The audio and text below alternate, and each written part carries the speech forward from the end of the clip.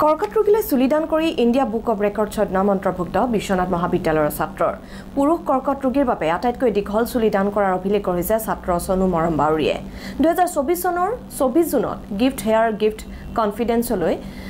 23.2 inch চুলি দান কৰিছিল যাতে কৰ্কট ৰোগীৰ বাবে বিনামূলীয়া উইক প্ৰদান কৰিব পাৰে ইয়াৰ বাবে ইণ্ডিয়া বুক অৱ ৰেকৰ্ডছ কৰ্তৃপক্ষই প্ৰমাণপত্ৰ প্ৰদান কৰে ছাত্ৰজনক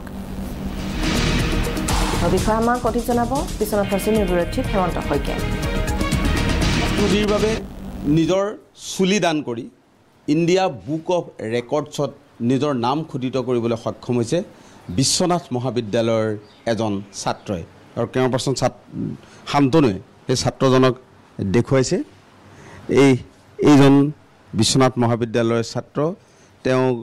তেওঁক আপোনালোকৰ লগত চিনাকি কৰি দিছোঁ কি নাম আপোনাৰ নমস্কাৰ মোৰ নাম শ্ৰী চানু মৰম বাউৰী কিহত পঢ়ে বৰ্তমান বিশ্বনাথ কলেজৰ BSc 4th চেমত পঢ়ি আছোঁ মই এই যে আপুনি ইণ্ডিয়া বুক অফ ৰেকৰ্ডছত নিজৰ নাম খোদিত কৰিবলৈ সক্ষম হ'ল কওকচোন এই বিষয়ে মই মোৰ ইণ্ডিয়া বুক অফ ৰেকৰ্ডছত নাম খোদিত কৰাৰ প্ৰথম হেঁপাহ হিচাপে নাছিলে মোৰ হেঁপাহ আছিলে কৰ্কট ৰোগীৰ বাবে নিজৰ চুলিখিনি দিয়াৰ মই 2 বছৰ প্ৰায় 2.5 বছৰৰ পৰা মোৰ চুলিখিনি বঢ়াই আছিলোঁ কৰ্কট ৰোগীৰ বাবে ডনেট কৰিম বুলি বহু প্ৰতিষ্ঠানৰ লগত NGOৰ লগত কথা পতাৰ পাছত মই যোৱা 12 জুনত মোৰ চুলিখিনি কাটি মেলি সেই NGOখনত দিলোঁ তাৰপিছত লগৰখিনিয়ে ক'লে যে দিছয় যেতিয়া তোক দেখি আৰু দুজনে ভাল কামটো কৰিব ওলাক তাৰ কাৰণে ইণ্ডিয়া বুক অফ ৰেকৰ্ডছত এবাৰ এপ্লাই কৰিছা মই এপ্লাই কৰি চালোঁ আৰু এপ্লাই কৰাৰ পাছতে মোৰ 26 জুন তাৰিখে কনফাৰ্মেশ্যন তাৰ পৰা আহিলে ৰেকৰ্ড হৈছে বুলি পেলাই আৰু যোৱাকালি এই ৰেকৰ্ডটো আহিছে ঘৰলৈ যে কেনেকৈ এই কথাটো মনলৈ আহিল মানে সৰুতে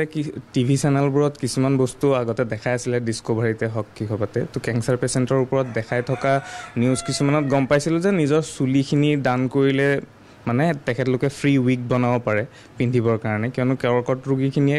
কিমোথেৰাপি লোৱাৰ পিছত বহু মানুহৰ চুলিখিনি নাইকিয়া হৈ যায় চুলি সেইবাবে উইক পিন্ধিব লগা হয় যিহেতু তো অৰিজিনেল চুলিৰ উইকটো তেখেতলোকৰ বাবে ভাল চিন্থেটিকটোতকৈ সেইবাবে মই নিজৰখিনি দিবলৈ ওলাইছিলোঁ আপুনি এনেধৰণৰ ৰোগীৰ বাবে আৰু কাম কৰিছে হয় মই ব্লাড ডনেট কৰি আছোঁ ফ্ৰীতে এতিয়ালৈকে আপোনাৰ 12 বাৰমান হ'ল ব্লাড ডনেট কৰা 2021ৰ পৰা আৰু আগলৈও কৰি যাম যিমান পাৰোঁ কিমান দীঘল আপোনাৰ আছিলে চুলি মোৰ আছিলে আপোনাৰ 23.3 ইঞ্চি আৰু 1 ইঞ্চিৰ বাবে আপোনাৰ 2 ফুট নহ'লগৈ পুৰুষৰ কাৰণে হয় পুৰুষৰ ভিতৰত এইটো নতুন ৰেকৰ্ড ইণ্ডিয়াৰ ভিতৰত চবতকৈ দীঘল চুলিত ডনেট কৰা কেঞ্চাৰ পেচেণ্টৰ বাবে কেনেকুৱা লাগিছে এতিয়া আপুনি যিহেতু ৰেকৰ্ড সৃষ্টি কৰিলে ৰেকৰ্ডটো হোৱাৰ বাবে বৰ ভালে লাগিছে বৰ আনন্দিত মই ভাবোঁ যে মোক দেখি যাতে আৰু 2-এজন ল'ৰাই এই কামটো কৰক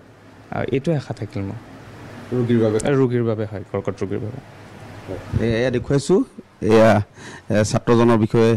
তেওঁ আচলতে এই যি ৰেকৰ্ড তেওঁ গঢ়িলে সেই বিষয়ে তেওঁ সবিশেষ আপোনালোকক জনাইছে আৰু তেখেতৰ মাতৃ আছে কেনেকুৱা লাগিছে ল'ৰাৰ এই কামৰ এটা স্বীকৃতি পাইছে নাই ভালেই লাগিছে বাৰু ধৰক ভবা নাছিলোঁ হোৱাৰ কাৰণে ভাল লাগিছে আৰু